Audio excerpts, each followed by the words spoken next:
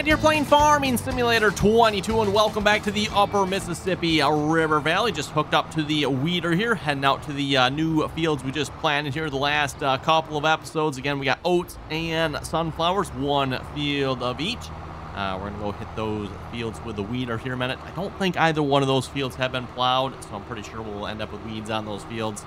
You know, and again, want to get this here within the same month that we planted. So I think we planted the sunflowers March 1, right? And then, or no, actually, no, I think we did actually plant everything March 2 here, didn't we?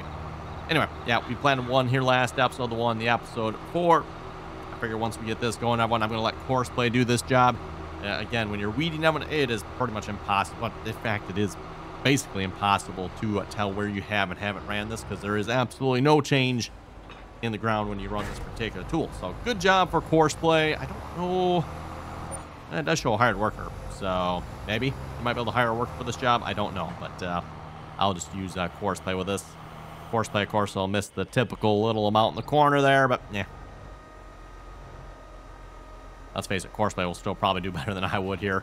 Again, kind of hard to do a job when you absolutely cannot see where you have and haven't ran a tool, right? Kind of like spraying back in the day before GPS existed. But of course, back then, before there was GPS, then you had the foam usually. So I don't think we need 2 headlands should be sufficient there, I would think. We'll generate that course. 1 tool, right? Yep. Shouldn't take too long here with this particular weeder. If you recall, a couple episodes back, I did go ahead and upgrade our weeder from the smaller little like 12 row. I don't know, is it 9 meters maybe? Probably 12 row, 9 meters, something like that.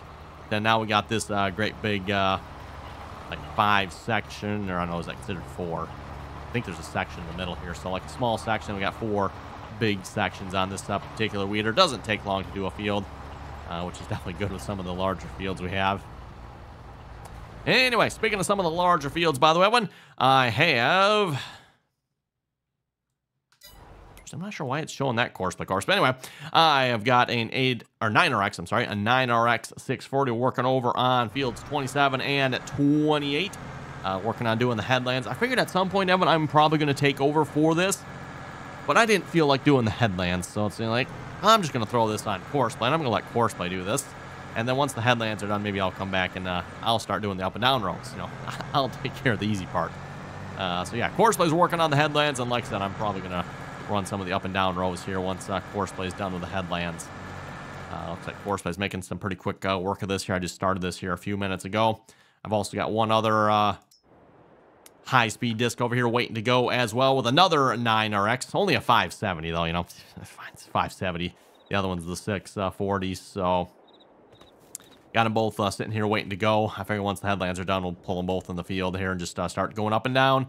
I'll probably start from one end, and I'll throw the other one on a hired worker, or I'll maybe just leave it on Courseplay too here. We'll see once, but hired worker on the other one should be able to make a short work of that field. The plan here, of course, Evan, is once we're done with the tillage here, we'll probably skip time through the month of March here, and we'll hopefully come back next episode and start on some more planting. Anyway, obviously, we're running pretty much a John Deere here farm. But, you know, the dealership was like, you know, we think we got something better here. So they sent us this abomination. I don't know. Is it safe to touch this thing?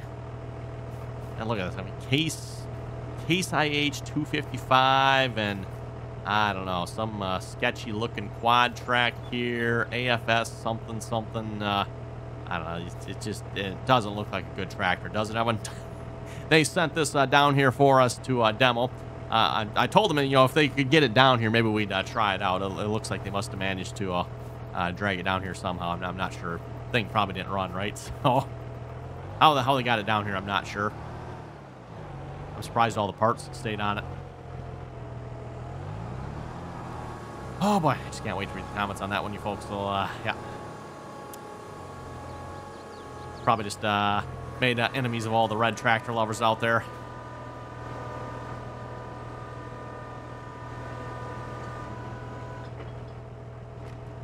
Okay, so anyway, we're going to give the red tractor here a try one. Got the, again, as I just said a moment ago, we got the Case 255. This is just a field, at least where I'm from, we would call this a field cultivator. I know if you like watch, I think Millennial Farmer, and I'd like to say Larson Farm. I think they both call these like diggers. So digger, field cultivator. I know in the comments too, I think you folks said you got another name for it too, depending on what part of the country you're in. But like I said, around where I am usually cultivator or field cultivator is usually what you call this particular tool. Field cultivator, Core 7 is designed to not go very deep.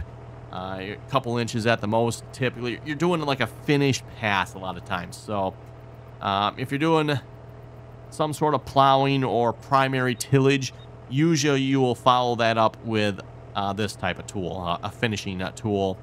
And depending on the cultivator, sometimes you might like run a rolling harrow or something behind this yet as well. This particular one has, looks like some tines and a rolling basket on the back. So ground, should be pretty good for planting behind this particular one. And yeah, we're going to run this just like you would. I mean, we're running this on our chisel plowed ground here. Don't really need horsepower for this. We'll just turn that off here. I think this is like 16 meters wide or something like that, everyone. So a little bit wider than our high-speed disc. Probably the big difference, though, is while this is wider, actually it can go 9 miles an hour. That's probably a little quick, to be honest, for most of your field cultivators. A lot of your field cultivators, I mean, you're probably not going to be running much more than maybe 5, maybe 6, 7 if you really want to push it. But that 5 mile an hour is probably going to be kind of the sweet spot for most of your field cultivators. So even in the game here, this is a little bit quick.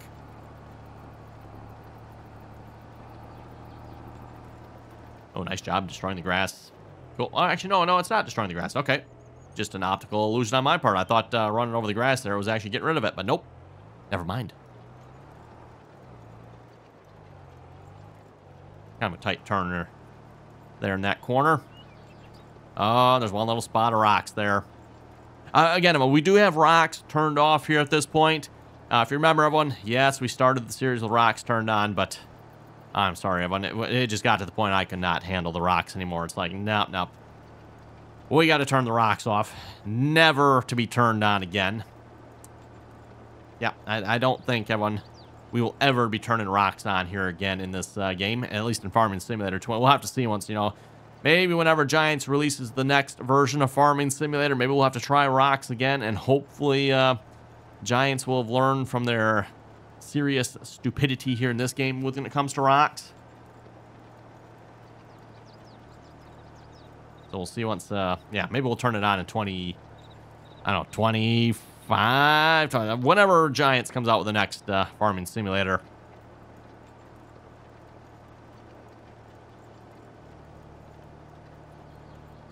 The question is, I wonder if Giants releases Farming Simulator 2025, or are they going to go like a Season 3 DLC type thing here for Farming Simulator 22? I don't know. I'll have to see once, everyone. I mean, I would have to say, graphics-wise, this game probably holds its own somewhat. Although there are definitely some graphical glitches I would love to see fixed. I obviously have mentioned them before. You see like some of the smearing and stuff like that.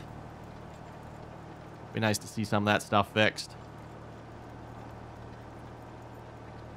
One of the things I would still love to see is some variation on textures on a field, everyone. So again, you can have maybe a couple of different textures depending on what type of cultivator you're using. So, a cultivator like this versus the high-speed disc we're using, they're going to leave typically a very different look on the field. So a couple of different textures would be kind of cool. And you can say that for all the tools we have in the game here, by the way. We finally got row crop textures, so that was kind of nice.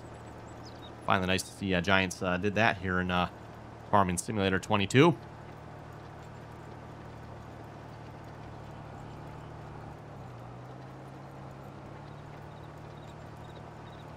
So I just realized that when the game is really quiet. I'm going to have to turn this up here a minute.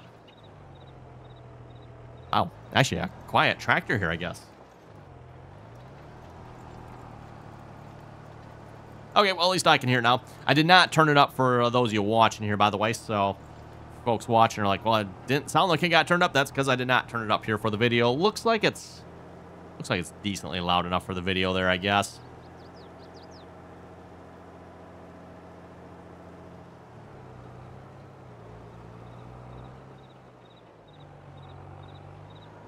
We're going to go any further here a minute. Let's check and see how everyone else is doing. Yeah, looking good on the headland there. I figured that was good. How we doing on the weeding here? Looks like you're probably just finishing up the, or maybe just starting the second headland.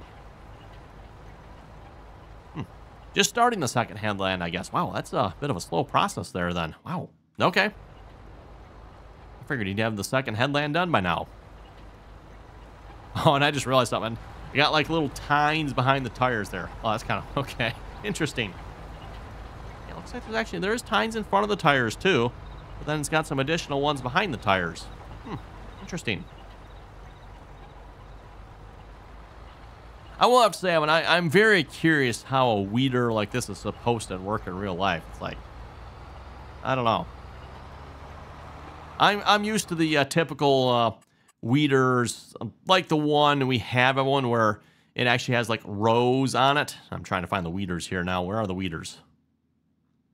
They're up here somewhere, aren't they?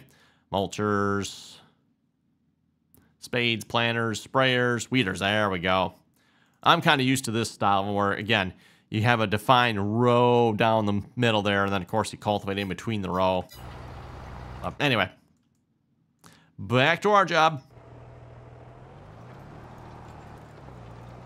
Oh, before I forget, too, I suppose if we wanted to, we could roll some of these fields. I might roll field 48 with the oat field, everyone. I probably won't bother with sunflower field. You never roll that field in real life, so I probably won't bother here in the game as well. But I might roll the oat field. We'll see once here if we get to that or not.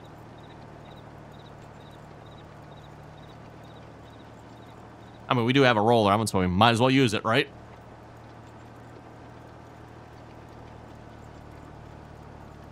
And typically, at least around where I live, Evan, you usually would not roll an oat field. Oats usually grow tall enough that you don't need to be running the header that close to the ground. Unless, of course, for those of you who watch Mike Mitchell on YouTube, then you might want to roll your oats. Wow. Looking at some of the crops he harvests, everyone, it's, kind of have to feel sorry for them because, wow, those are some, those are not very nice looking crops. Again, for those of you, maybe haven't watched Mike Mitchell on YouTube before, highly recommend checking him out. He is a large-scale farmer. Definitely, I think, the largest scale farmer I've watched, and not sure if I know of any farmers larger than Mike Mitchell on YouTube. I don't know, maybe there is that one. I don't know if I know of any, though, especially like if you take into consideration the entirety of Mike Mitchell and his farming operation there. Again, they are Faith Hope Farms there. I don't remember, and again, I don't know that they necessarily say how many acres they farm, everyone. Seems like that's always, farmers like to keep that a deep, dark secret for some reason, at least to some extent anyway. I don't know what's so secret about, like, okay, you farm 50,000 acres, or you farm 5,000, or you farm 500, like, what's the secret in that? I don't know, whatever.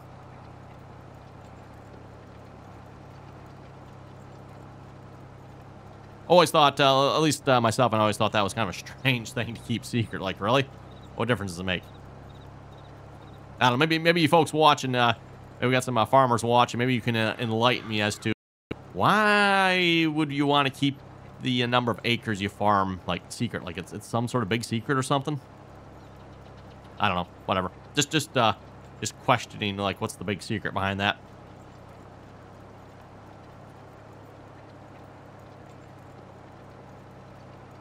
But anyway, yeah, going back to Mike Mitchell, that one, for those of you who watch him, he farms up in Canada there, of course. And at least the last couple years, they have had some very, very dry summers. Unfortunately, not very good for trying to grow crops in. Some very drought-like conditions. And yeah, some of the crops, I mean, they're sometimes just like getting 0 bushels an acre. It's like, wow, why do you even bother harvesting it at that point? And of course, for those of you who watch Mike Mitchell, he kind of goes into that whole explanation for why. So, for those of you curious, you know, go watch him on that one. But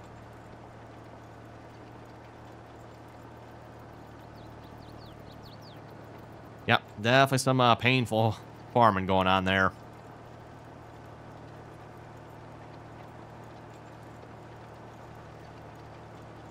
Of course, with that being said, too, I mean, they do have some good fields they're harvesting as well, but depending on where they're at, some of them definitely are not very good. And I think even Mike Mitchell was saying that some of his fields too. He rolls some of his fields. He's like, should have rolled all of them, because then when you go to harvest those poor crops, you're running the header a lot closer to the ground. And the closer you run that header to the ground, I mean, the bigger the chance you have of, again, getting into the dirt, getting into the stones. If you haven't rolled the ground's not going to be reasonably flat enough to run that header close to the ground, and your crops are, you know, like a couple inches off the ground. I mean, you're going to have to run around the ground to get them, right?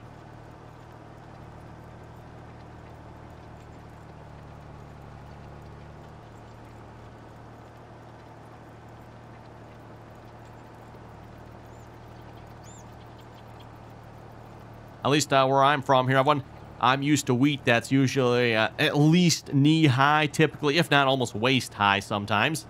Yeah, maybe it depends a little bit on the variety and how good of a year it was, of course, but wheat's usually anywhere from knee to waist-high, at least on me anyway.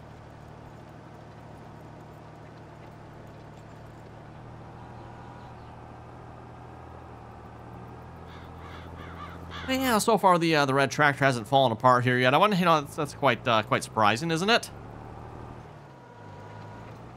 Surprisingly, it's even actually able to pull this this red thing behind the tractor too yet. That's a miracle. I'm telling you, folks, it's an absolute miracle. The red tractor can actually pull something. It's probably just the fact that it's pretending to pull something. You know, we don't actually like even have it in the ground. You know, it's just riding along the top. You know, looking good.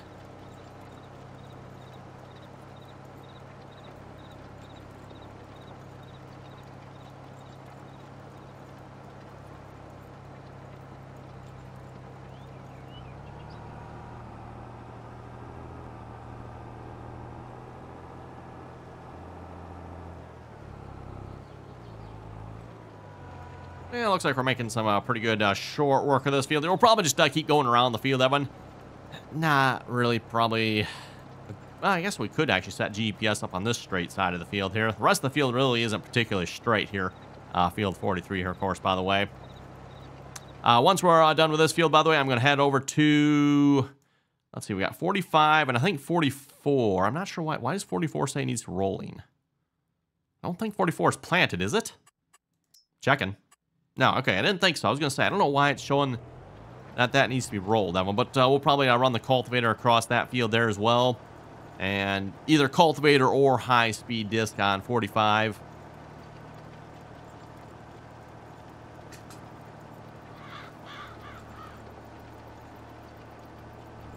And before anybody asks, yes, I am well aware you can actually plant into plowed ground. I mean, I know I get asked that every so often, like, you know you can plant plowed. Yep, I know you can plant in plowed ground, Evan. Just, again, at least for my play style, trying to be a little bit more realistic, Evan, I don't like planting into plowed ground. Again, the game will let you do it. There is definitely no harm in doing it in the game, but definitely not something you would typically do in real life, Evan. So again, that's why I don't do it here in the game either. As I've said before, Evan, there's a lot of things the game will let you do that you won't probably necessarily do in real life, or at least you would try to avoid at all costs, typically. And of course, if you want to plant into plowed ground, especially if you're doing a grain crop of some sort, because oh my, can you imagine, Evan, if you tried to plant into this you know, wheat, oats, something, soybeans? Oh my goodness, if we planted soybeans in this, for one, I'm not sure how well the seeder or the planter would work. Oh my goodness, like, can you imagine the bouncing around that would be happening?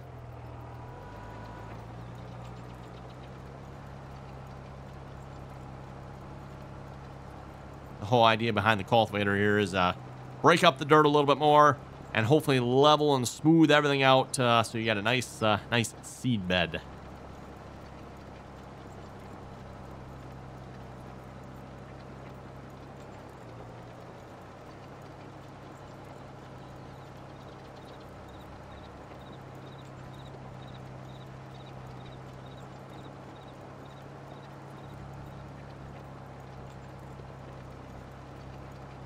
Okay, we'll head over to the comment section in a moment, see what you folks had to say here for last episode. Oh, and a reminder too, by the way, of course, if you haven't already clicked the subscribe button, don't forget to do so. Always very much appreciated. And that is a statistic I do get to see, by the way, for those of you wondering. If you go look at your YouTube statistics, you can usually see how many people are subscribed versus non-subscribers watching. And usually it's anywhere from half, well, it's anywhere from 2/3 to 1/3. Go right in there. You're about 50-50 sometimes. Subscribed versus non-subscribed viewers. So I know there's some of you out there that are watching that aren't subscribed, so don't forget to click that subscribe button. Always very much appreciated. And of course, once you are subscribed, don't forget to click that thumbs up as well.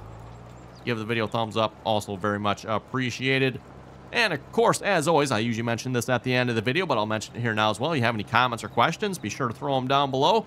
I always enjoy reading all you folks' comments.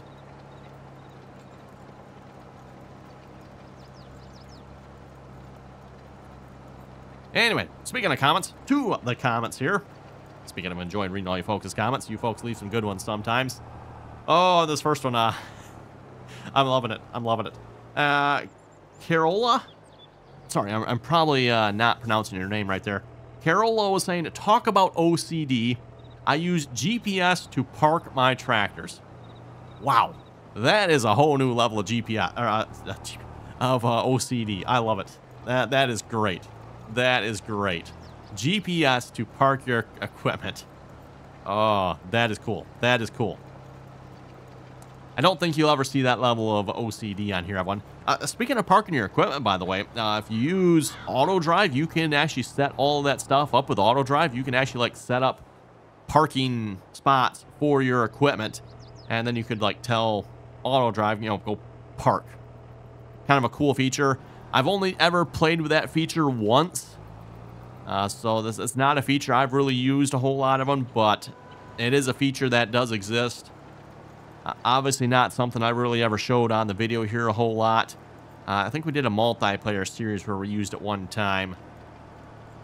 Otherwise, yeah, again, typically I just park my equipment wherever, you know, outside a lot of times. Especially at this point, we got so much equipment that the number of sheds I would need to buy to put the equipment in would be just ridiculous. Well, there we go. We are done with that field. That actually didn't take too long. Actually get to finish a field on camera here for a change. Kind of feels nice. You got a lot of larger fields on this map, everyone, so a lot of times we don't actually get to like finish a job on camera. Usually off camera I'm not finishing the jobs, so. Okay, speaking of jobs, we'll head over to the next one. We'll probably head over to the next plowed field here. We'll run the cultivator across that. And while we're running down there here, next comment. Hetero was saying, good video. Thank you very much for that. Norton was saying, courseplay cured my OCD for sure. Oh, yes. I know what you're talking about there, Norton. Let's just say having OCD and using courseplay is not a good thing. Yeah, not a good thing. I mean, folks can see it in my fields where I've used courseplay, and as much as I try to fiddle with the settings a little bit to get it better, everyone, well, yeah, see it right there. Missing spots, yep. I mean, you go look at the field I just finished, or like the field I planted here as well, like there's no missing spots. Field I planted here as well, same thing, you know, there's no missing spots. You can tell what fields I've done versus which ones I let courseplay do. You know, 26, 27 be a good example here. There's definitely missing spots. Oh, he's actually going up and down the field. Well, I'll probably still take that over here at some point. But for now, I'm going to keep doing this job. And we'll maybe go do that one. But anyway, back to the comments here again. Christopher was saying, good video. Keep it up. Hey, thank you very much for that. Going back to Norton's comment here, by the way. So, you know, again, for anyone looking for a cure for their OCD, just start using courseplay. It's either going to cure your OCD or drive you insane. Probably that one, but, you know, you can at least try, right? RC Win was saying maybe check the dryer itself, not the main menu. Oh, for the, yeah, for seeing if you can upgrade it. And I could be wrong. I think I know what you mean there, RC Win. I mean, if you go up here and look, I'm pretty sure it's going to take me to the same menu, I think. It's not going to change anything if I check the actual dryer. This whole system here is like a production point. And oh yeah, this one here. That's what I need. So yeah, it's not going to show me anything there, I don't think. I can change output mode. Wonder what that would do. Is that spawning at the moment? Seems like storing would be the better option. I'm not sure what spawning is about. Okay, whatever.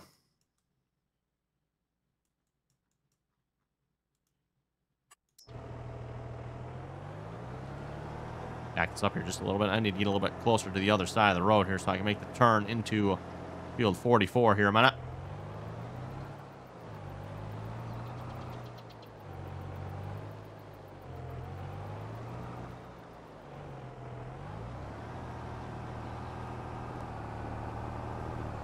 Holding out.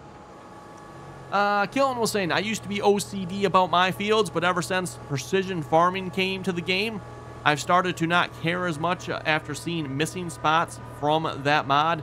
Oh, yes, that's another good one there, Killen. Yes, and I'm sure you folks have seen it on my videos as well before. Precision farming, you'll see missing spots in the field. Now, those missing spots actually are not true. They're not actually missing, but visually, everyone, it does show them as missing. And the explanation, or the technical explanation about that, for those of you that care, is due to the resolution at which precision farming operates. The textures here operate at a much finer resolution than what the precision farming operates as far as its field's data goes. So that's, again, that's why one, for those of you that care.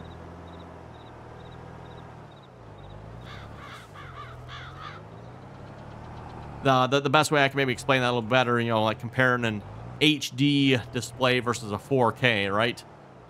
Precision farming is operating in HD, while the textures are, you know, 4K. Or actually, even probably a little bit closer. The textures are in 4K. Precision farming is operating in standard def. That's actually probably a closer analogy. So, textures are in 4K. Your precision farming resolution is standard definition.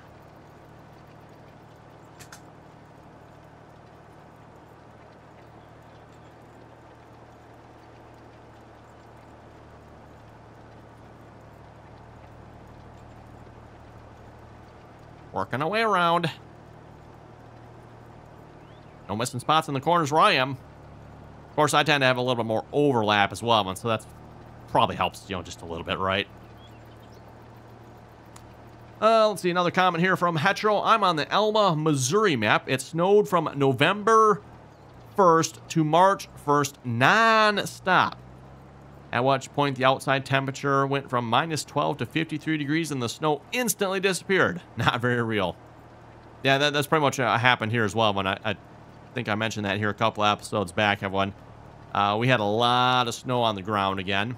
But come March 1st, or was it 2nd? No, I think, was it March 1st? Yeah, I think it was March 1st, Evan. Come March 1st, the snow is gone. Like, wow. That snow went away quickly.